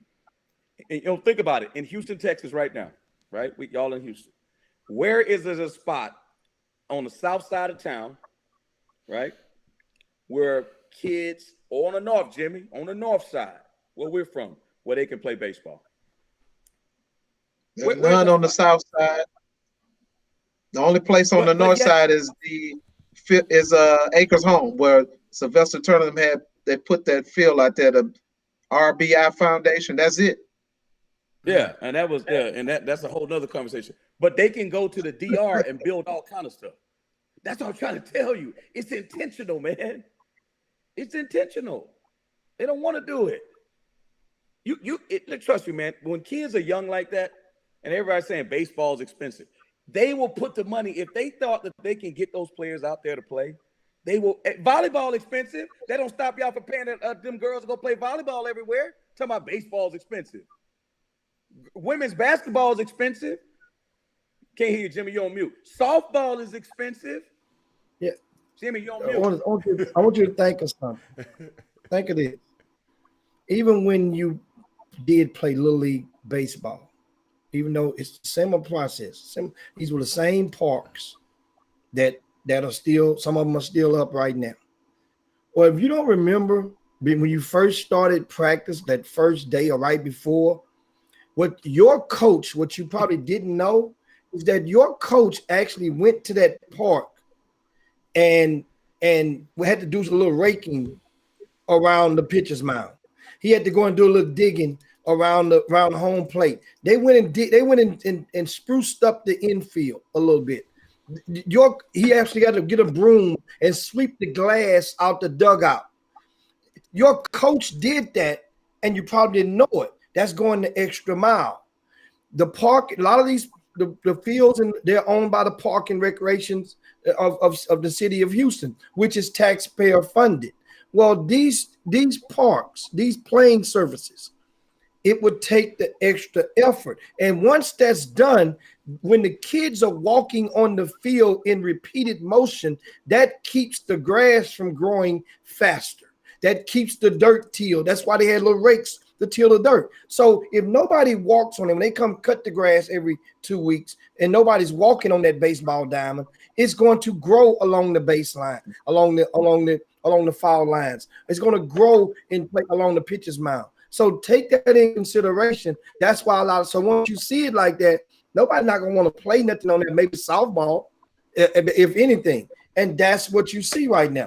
I know Sean Gay, a lot of people in the Boom Boom Room went to Madison High School. And, of course, Jonathan Cox of the Cox Prady Law Firm, he come out of Madison High School, I think, a little bit after Sean Gay came out with that undefeated 40-0 team back in the days. Well, guess what? Back in class of 85. But guess what? Sean Gay right now works under the Park and Recreation at what used to be known as the Northeast YMCA on Wayside and Tidwell. Sean Gay works in that right now, and they have a baseball field right behind, on adjacent to it.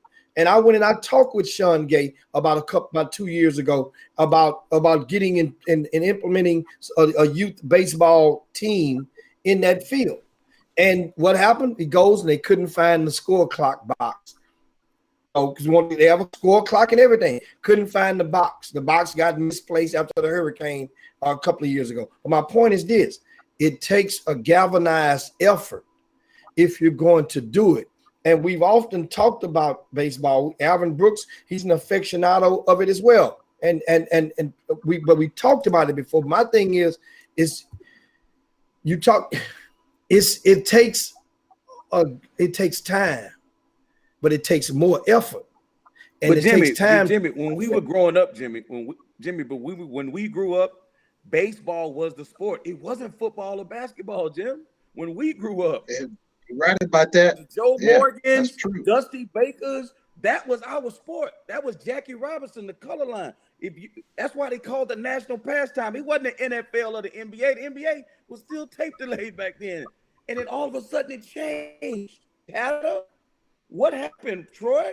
It changed. The parents are not invested anymore. You know, back when I was growing up, we played at Southeast Little League. It's probably one of the biggest leagues that I know of in Houston. My dad was president for about 5 years, but the parents were interested and invested in the Little League. Once the parents started showing up, the league closed down. It was managed by the community. You know who owns the league now? The city of Houston. And all you see is Hispanic people out there playing softball on the weekends. And we're talking about this was a huge field not too far from Sterling High School on Macawa Road in South Acres. They got 5 big fields out there, but the parents in the community ran the whole league. The city wasn't involved with it. Now the city owns the field, and you don't see any kids out there, any minority kids. It's in a minority neighborhood. You don't see any of them out there playing baseball. They playing Like the soccer parents on those are. fields now. They're playing soccer on those fields right now. What you say, Jimmy? Hold on. I said they're playing soccer on those fields right now. Jimmy, how about this? Maryland Eastern Shore. My boy works at Maryland Eastern Shore, and you guys know about TSU. We got HBCUs, right? When you go look at their football team, all black. You look at their basketball team, all black. You go to their baseball team. It's white. It be all white sometimes at a HBCU. So forget about the hood. We talking about at HBCUs where these dudes are saying, you know what, I may not want to be around brothers, but if I want a cost-free education, I'm gonna go play baseball at Prairie View. I'm gonna go play baseball at Jackson State.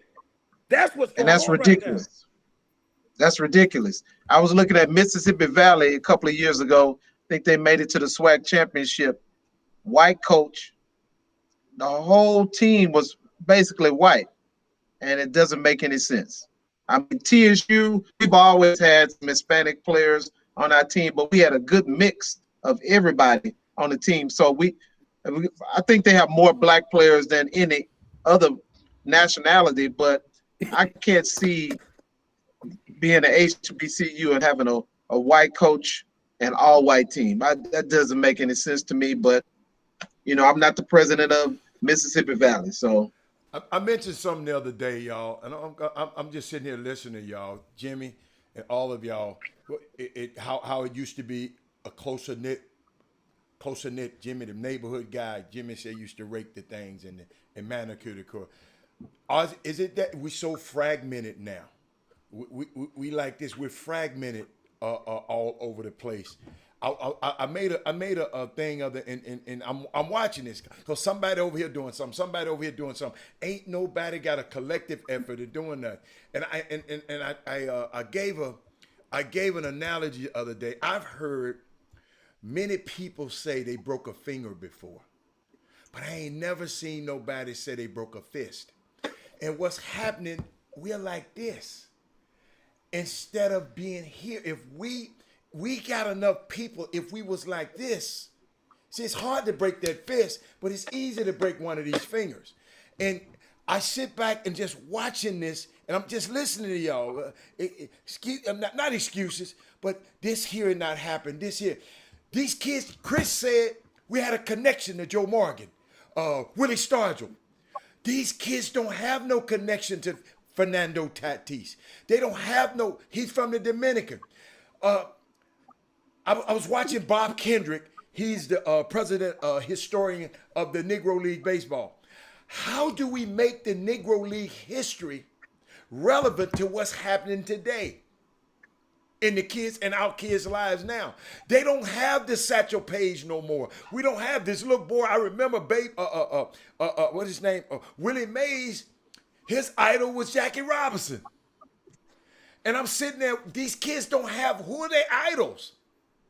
Well, I mean, most recently out of Houston, Carl Crawford would be the most recent one that you can halfway connect with. And even I'm not just talking about him, I'm talking about the whole industry.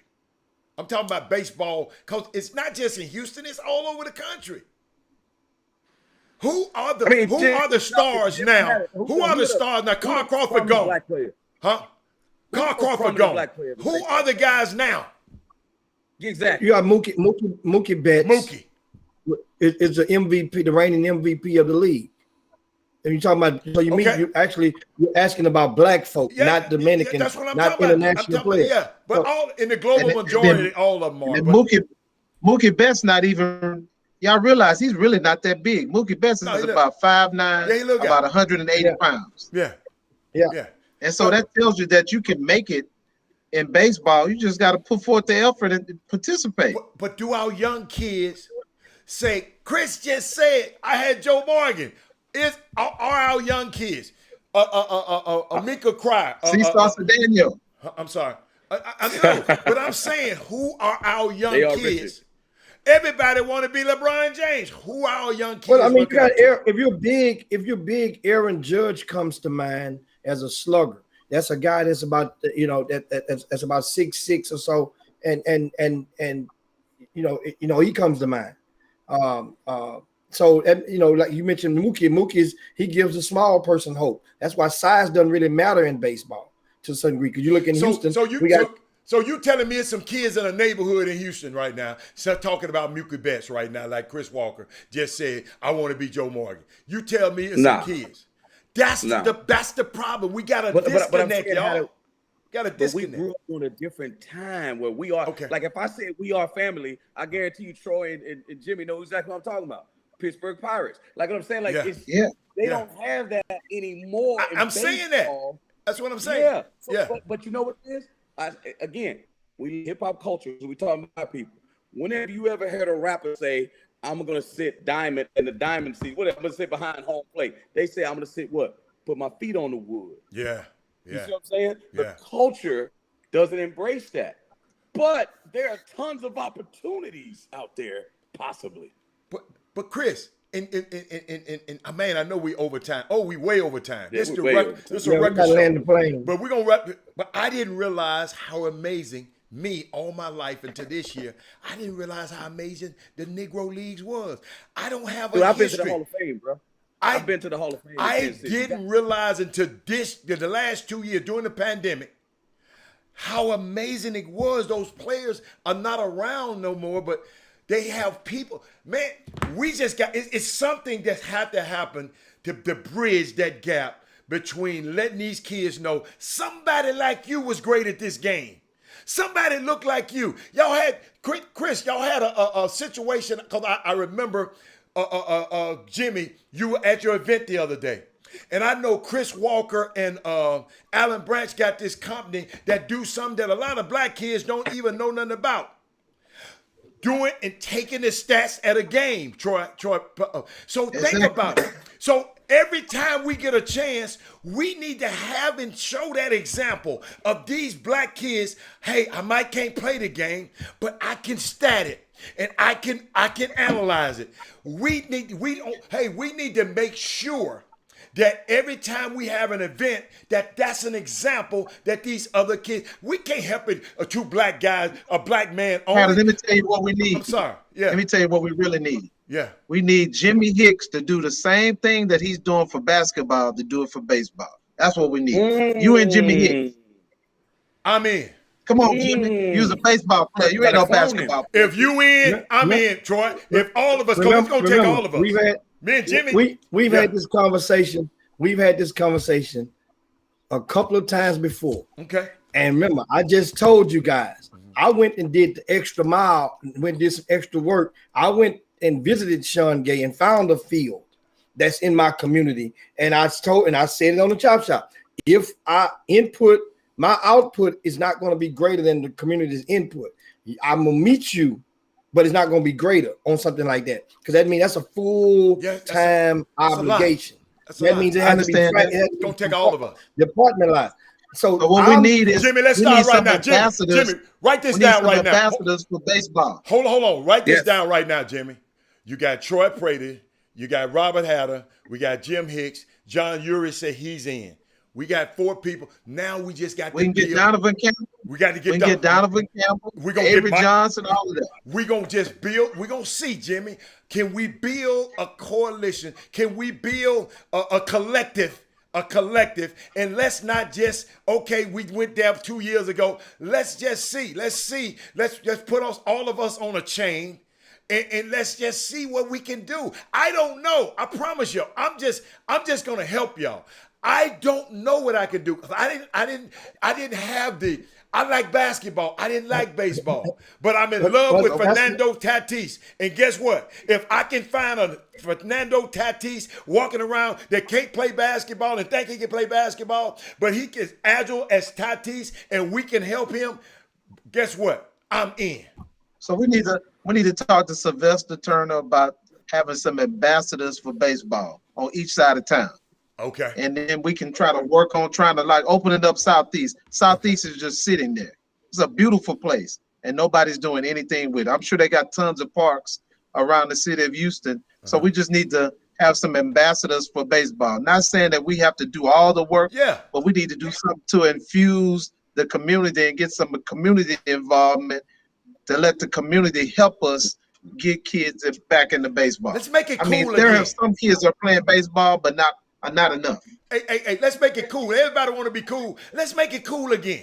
It's all right to play music at these games. Jimmy, we're going to bring a DJ to the park. Jimmy, we got I'm going to tell you something else how the people need to do. Okay. They need to go to a damn game.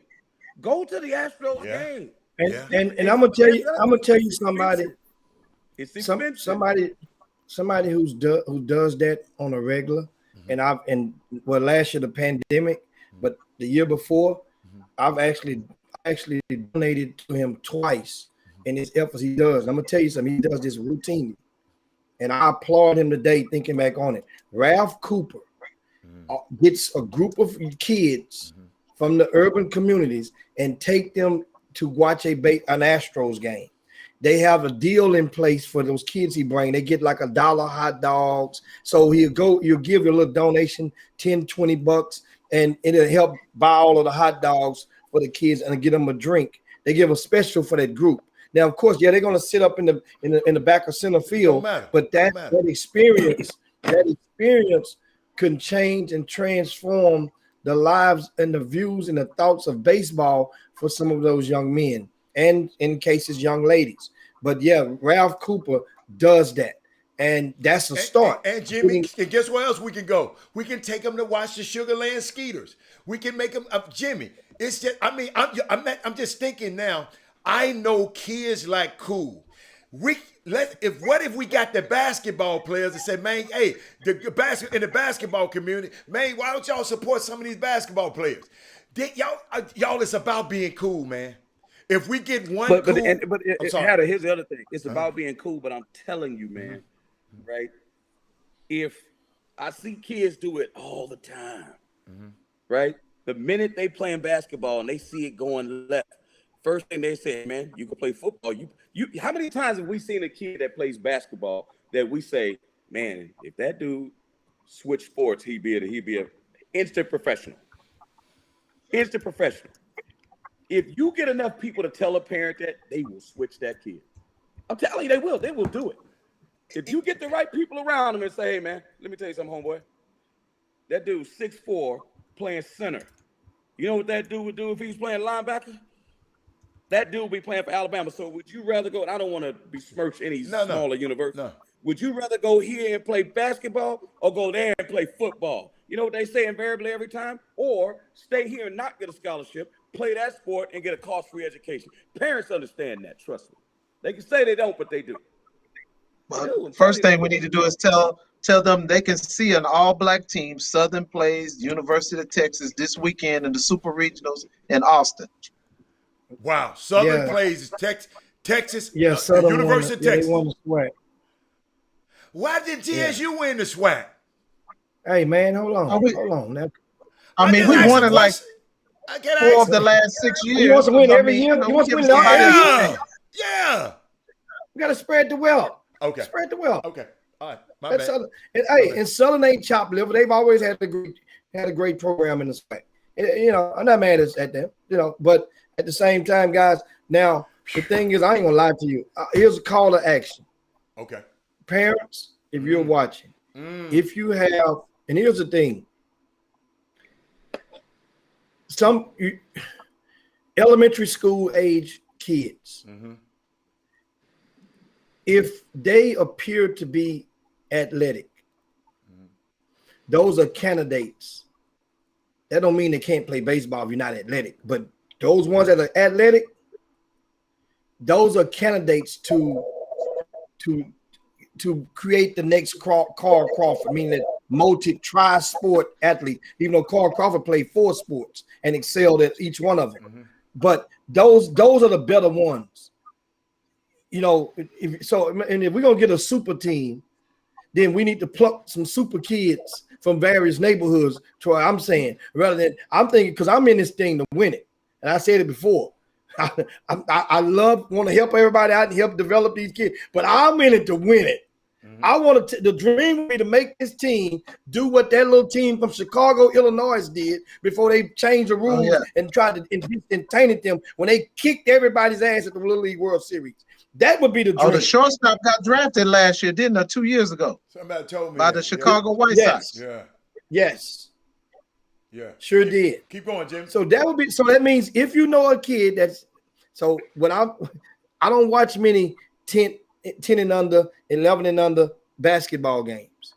But if you have a talented kid, he's super athletic for his age, that could be a candidate to just get them out and start off with one day like a little free camp for them. And that would be the first step of it. You have a free camp. We'll donate our time, get out one weekend when it doesn't conflict with their basketball, with their normal grassroots scope of things, maybe a Sunday afternoon or something. So whatever. We figure out a day and we get out with these young kids. Have, like you said, have a DJ, have a little barbecue, put a little meat on the grill for some of you, if that's what it takes. And we'll have a couple hour little mini camp with those kids. Let me just share something with y'all. Give us some talent now. Hit them a few balls, Troy. Check out a couple of them arms, and next thing you know, we might have something. We can take it from now. And boy, speak on it. What up, Troy? Let me just share something with you. So let me give you back in the day, the late 70s. This is how we used to do it at Southeast. It makes you feel so good. We used to have tryouts, and then we used to actually have a draft. Okay. Where the coaches would get out there and we have an actual draft where they would draft the baseball players. Right. It was just so interesting and fun. I mean, it made it seem like you were really important as a kid, as a 7, 8, 9, 10-year-old. And that's how organized, and the parents were running this. Right. No City of Houston, the parents ran this. They would actually give us a number put on our back. We would go do our little drills or whatever, and they would actually have a draft, and they would draft their teams. And so it's just something that we did back in the day that made you want to be a part of playing Little League Baseball. And so I just think that we need to get back to that and kind of charge these parents up a little bit and say, hey, look, you got to get involved. You know what I mean? Just like Chris said, we got to start them off early and we got to get the parents involved. But baseball is a very interesting sport, and a lot of kids are not being exposed to it because of social media. And I think Major League Baseball needs to do a better job of presenting these things on social media, just like they do AAU basketball. Right. That's good, Troy. I mean, I'm glad. Thank you today, Troy, for coming, man. Yeah, thanks, man. We really appreciate you, man. We know what you're doing.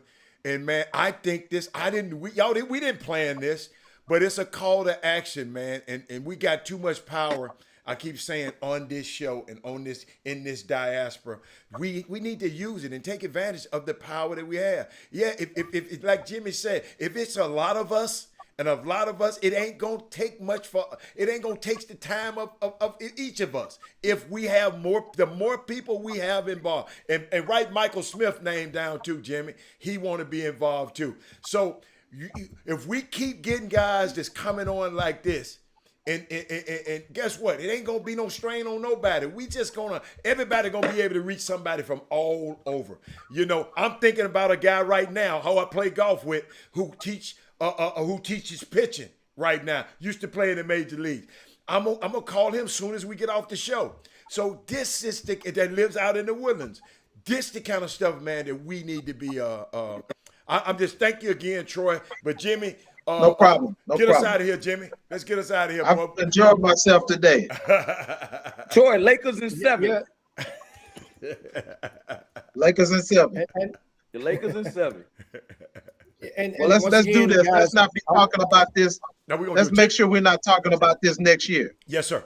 Done deal. And I just posted in the boom boom room. Just put it on your minds, the email address. Gotcha. And like I say, the first call to action to identify. We come up with a number, and over the weekend. So that's a homework assignment for Troy Pradia, for John Urey, for Michael Smith, for Robert Hatter. That's and whoever else said that they were hands were on deck on this project. That is, first we're hoping to host a free mini camp, clinic, whatever you want to call it. It would last about 3 hours, I would think. I don't know if that's enough. If that's not enough time, maybe 3 to 4 hours is enough for some young kids, somewhere around between the ages of 10 to 12 years old. Okay. You want to get 10 to 12 years old, and we'll narrow it down after that. What is that age? That age sounds about good because you want to get them at that age. But you can tell. How would you tell if your kid is a talent? Guess what? He doesn't have to be athletic. Right. He doesn't have to be that talented. Right. If you want him to come out, it's a free. But I'm saying we want you to hope to bring with the one that you bring that's not athletic or not that talented. You want him to come out. We probably need to start at about 8 or 9. You think so? We probably need to start about 8 or 9. So 8 to 12 years old. So that means we have 2 divisions of them. We'll bust them in 2 divisions. We'll make a 8, 9, 10, and a 11 and 12. You know, something like so 8 to 12. We'll take them up to. We'll take from and once again, we don't have a date yet. We will make a date. We'll get with we'll have this little committee. We will come down. Ask some people to donate some gloves and some bats and things like that. Yes. Jimmy, and that's all it takes, guys. All it takes is all it takes is about 4 or 5 bats. All it takes is about 12. All it takes is about 12 gloves. Okay. And that's not it. I said one catcher's mitt. One catcher's mitt. That's all it takes. One first baseman's mitt for each handed of a player. One left-handed one, one right-handed one. And guess what? And then we go with a couple people to donate four helmets. Look at that. 4 helmets. Michael Anderson already, Jimmy, write Michael Anderson's name. He said he got some equipment to donate too already. Dude, this with this chop shop. I understand. Remember, this clinic is not going to be the team. We're going to do some developmentals. And we'll try to do one of those every year. Maybe turn, every year. But eventually, we're trying to create a super team. We're trying to create a super team. We're trying to do the LeBron of minorities.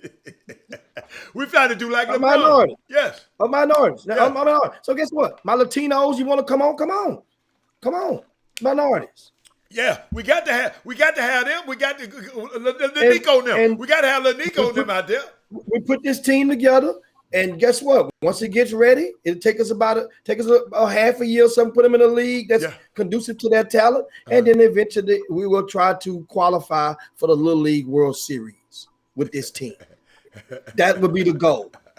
And this dream could come true. I'm saying we might have to crack at it a couple of times, get eliminated, come back. But in due time, those 8-year-olds, when they get 12, that batch of 8-year-olds, We're going to Williamsport, Pennsylvania There you with go. that team. Call 'em- and kick We're gonna some call ass. them Bingo Long and the Traveling All-Star. Yeah. Hold on. And make sure hold on. Chris Walker don't have nothing to do with him. And Motor Kings. And Motor Kings. Yeah. And make sure That's they one of never my meet favorite Chris Walker. movies. We don't want you to ever meet Chris Walker because he'll take his bat and go home. Keep going. So Because you'll take your bat and go we're home. serious. The email address, chopshophtx@gmail.com. I just pinned it at on the Facebook feed. We are dead serious about this. Jimmy, write So down. let's not play around. If you don't understand, it galvanized. It doesn't take 8 hours a day for That's everybody. right. There you If go. we're galvanized, then we'll find out different roles that each person wants to serve. Right. And then it doesn't take for everybody to come out every time. You're Right. giving different people to serve in different parts of capacity. Right. But this can be done. And if it's implemented, it takes your assistance. Oh, yeah. It takes your help. Yeah. You know, if you're playing in a Great show basketball today, league, guys. you see a little Yes. kid. You see one little kid in the basketball league who's a little bit more talented than everybody else at 9 years old and 10 years, and you see one little kid run up there. Guess what? That's a prospect. Yeah. We don't want him to not play basketball no more. No. We're just gonna give him a way to parlay his skills. There you go. And Like then, Chris and said, then we'll you just show gotta that parent how much give them money. encouragement. They'll come over to that side. Oh, Absolutely. they'll definitely come over Absolutely. the other side. Absolutely. I got it. Absolutely. But that's it for the day. Now, what you had, Chris? Make it quick, I Chris. got to run. Okay. All right, we Yeah. out. So, Troy, Prater, how can they get in touch with you if somebody get an accident over the You got weekend? all my Give numbers, that- give me Jimmy. info. I just You gave got all my it. I numbers? just gave it. Put it on the screen, Jim. Well, you know, a lot of people have the phone in their ears and the not reading, not looking at it while they're driving and stuff. So that's why I said that. Okay. All right. But anyway, I'll guys, make sure they got that it. is, it's time to slide down Dino's back and yabba dabba do this thing for this baby Friday. With, of course, with Chop Shop, it's only Monday through Thursday. It's Friday for us. It's Thursday for you guys. They don't hate. But anyway, make sure you share the show on the way out the door. You know the routine, how we do it. Thanks to Troy Prady of the Cox Prady Law Firm. Of course, Chris Walker just bumped on out down the road. Yeah. Of course, Robert Hallett, myself, Jim Hicks. It's time for me to put that old lid down and get ready to put something in my cup on this Thursday. The Midday Sports Happy Hour, guys. We have set the record for the longest Chop Shop show ever today, and it was well worth it, every minute of it. From what we are trying to do. You guys get with us, send us an email right now. See the email address, chopshophtx@gmail.com. Give us some kids now. We need some talent now. Let's get out there and get that talent on the field. See you guys on Monday. Chop Shop, we up out of here. Peace. Man, that was good. Jim Hicks, Rob Hatter, you are now tuned in to the Chop Shop. I'm Retro, let's get it. We in the Chop Shop, we live in the Chop Shop. We talking sports talk, we live in the Chop Shop. We in the Chop Shop, I'm talking sports talk. So turn your dials up, it's live in the Chop Shop. We in the Chop Shop, we live in the Chop Shop. We talking sports talk, we live in the Chop Shop.